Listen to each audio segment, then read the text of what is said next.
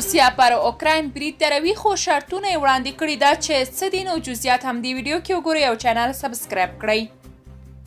د روسیې ولسمشر ولادیمیر پوتین له خپل ترکي سیال رجب طیب اردوغان سره په تلیفوني اړیکې کې هغه شرطونه ښودلي دي چې په پلي کېدو سره به یې مسکو پر اوکراین پیل شوې جګړه ودروي. د رشیا ټوډۍ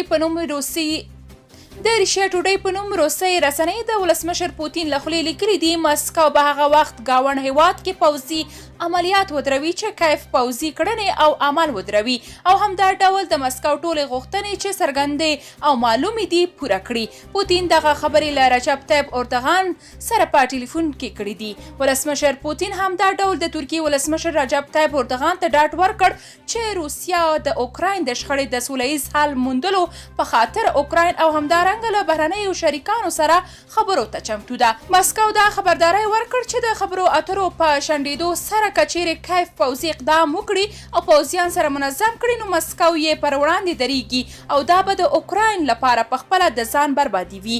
پوتین زیاته کړه د روسي پوځ د ملکي وګړو د ژوند د خوندیتوب لپاره هر ډول ممکنه هڅه کوي، یوازې د اوکراین پر پوځي تاسیساتو بریدونه کوي. ولسمشر پوتین دا هم ویلي دي چې د اوکراین پوځیان د پخواني نازي جرمني پوځیانو په څېر له ولسي وګړو ګټه اخلي، ظلم کوي او له عامو خلکو یې ډال جوړ کړی دی. د ترکیې د حکومت سیاسي دریځ داسې دی چې پر اوکراین د روسیې پوځي برید غندي او په ورته وخت د امریکا او نړیوالې ټولنې لخوا پر روسي اقتصادي او نورو بندیزونو سره مخالفت ښیي.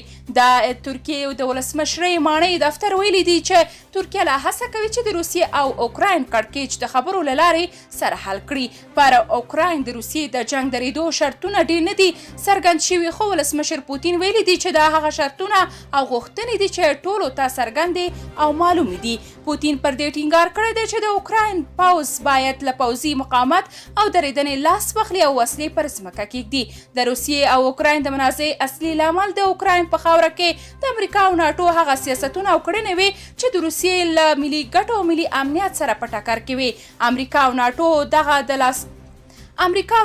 دغه د لاسوهنې او پارونکي سیاستونه په مسکو کې د هغه حکومتونو په وسیله کول چې له 2004 راهیسې واک ته رسوي او په ټاکنو کې ورته د بریا زمینې برابروي.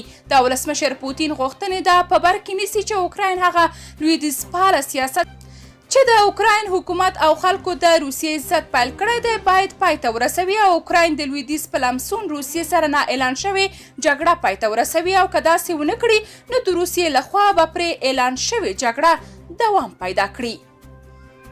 درنو لیدونکو، تاسو که د دې موضوع په اړه کوم نظر لرئ کومنټ کې شریک او چینل سبسکرایب کړئ.